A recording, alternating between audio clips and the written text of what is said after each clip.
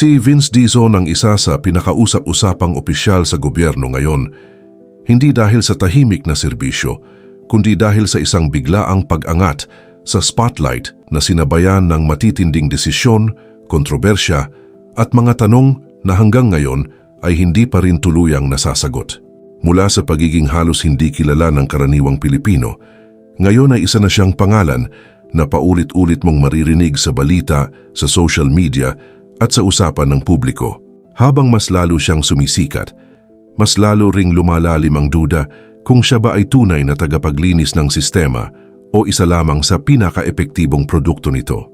Para maintindihan kung sino siya ngayon, kailangan balikan kung saan siya nagsimula, dahil ang kwento niya ay hindi nagsimula sa kasalukuyang posisyon, kundi matagal nang umiikot sa loob ng kapangyarihan at impluensya. Ipinanganak siya noong 1974 sa Quezon City, pero lumaki sa Porac, Pampanga. Isang lugar na hindi lang basta probinsya, kundi tahanan ng mga pamilyang may impluensya. Hindi siya nagsimula sa hirap.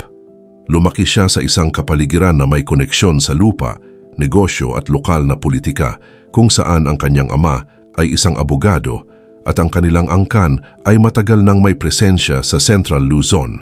Sa madaling salita, bata pa lang siya ay hindi na siya estranghero sa kapangyarihan at lumaki siyang napapalibutan nito, isang bagay na hindi maiiwasang makaapekto sa kanyang pananaw sa gobyerno, sa pamumuno at sa kung paano gumagana ang sistema.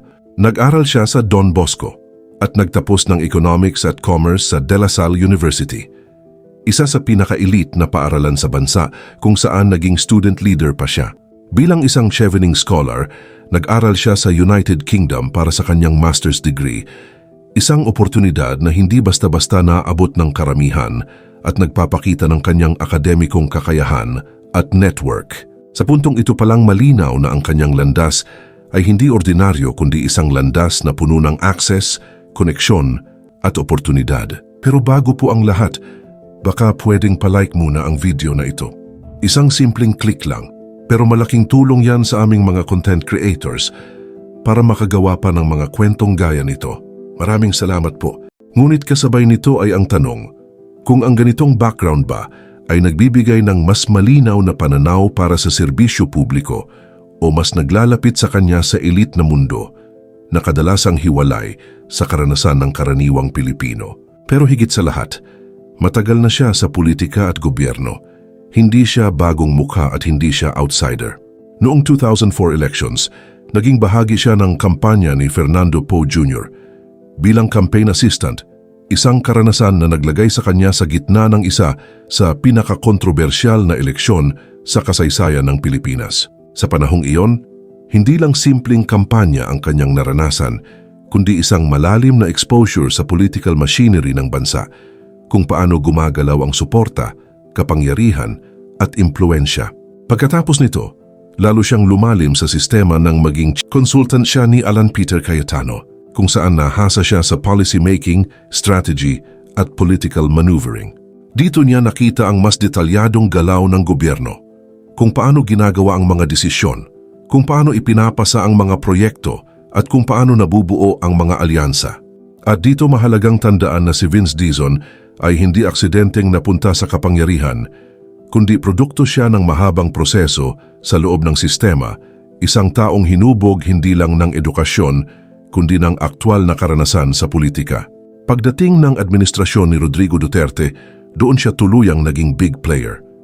Naging pinuno siya ng Bases Conversion and Development Authority, naging bahagi ng Build Build Build program at kalaunan ay naging testing czar noong pandemya. Sa loob ng gobyerno, nakilala siya bilang isang operator, isang taong kayang magpatupad ng malalaking proyekto at mag-deliver ng resulta sa mabilis na paraan.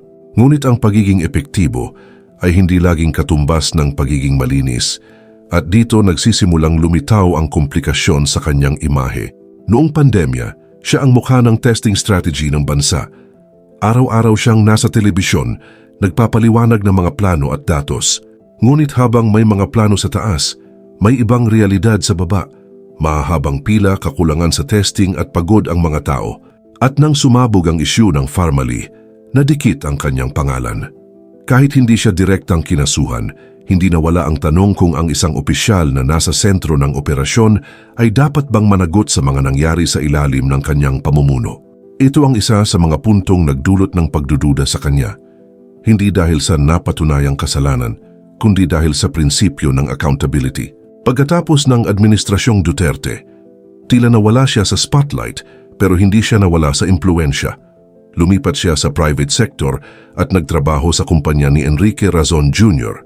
Dito mas lalong naging komplikado ang kanyang imahe dahil ang paglipat mula gobyerno patungong pribadong sektor at pabalik ay laging nagdadala ng tanong tungkol sa conflict of interest. Noong 2025, bumalik siya sa gobyerno sa ilalim ni Ferdinand Bongbong Marcos Jr. bilang sekretary ng DOTR, ngunit hindi siya nagtagal at agad inilipat sa DPWH, isang ahensyang matagal nang inuugnay sa korupsyon at anomalya. At dito nagsimula ang kanyang pinakamalaking transformation. Mula sa pagiging technocrat, naging headline figure. Sa kanyang unang araw, nag-utos siya ng courtesy resignation sa lahat ng matataas na opisyal ng DPWH, isang hakbang na bihira at matapang. Para sa iba, ito ay simbolo ng tunay na reforma. Para sa iba, isa itong dramatic move na kailangang patunayan sa aksyon. Ngunit ang mas nagpasikat sa kanya ay ang pagbubunyag ng mahigit 400 ghost projects, mga proyektong pinunduhan ngunit hindi umiiral. Bilyon-bilyong piso ang pinag-uusapan at dito siya tuluyang naging sentro ng pambansang diskusyon. Ang kanyang pangalan ay hindi na lamang bahagi ng gobyerno. Naging simbolo na siya ng laban kontra korupsyon, ngunit kasabay nito ay naging simbolo rin ng tanong kung gaano kalalim ang problema sa loob ng sistema. At dito pumapasok ang mas malalim na usapin. Kung ang isang tao ay matagal nang nasa loob ng gobyerno, mas may kakayahan ba siyang linisin ito? O mas nagiging bahagi siya ng problemang sinusubukan niyang ayusin? Isa pa sa kanyang pinaka-kontrobersyal na hakbang ay ang pagtulak na alisin ang pondo ng maraming flood control projects. Para sa kanya, ito ay paraan para putulin ang korupsyon. Ngunit para sa mga komunidad na direktang apektado ng baha, ito ay may konkretong epekto sa kanilang buhay at kaligtasan. Kaya ang tanong, ang reforma ba ay dapat unahin ng sistema o ang agarang pangangailangan ng tao? Habang tumataas ang kanyang kasikatan, mas lalo ring nahahati ang opinyon ng publiko.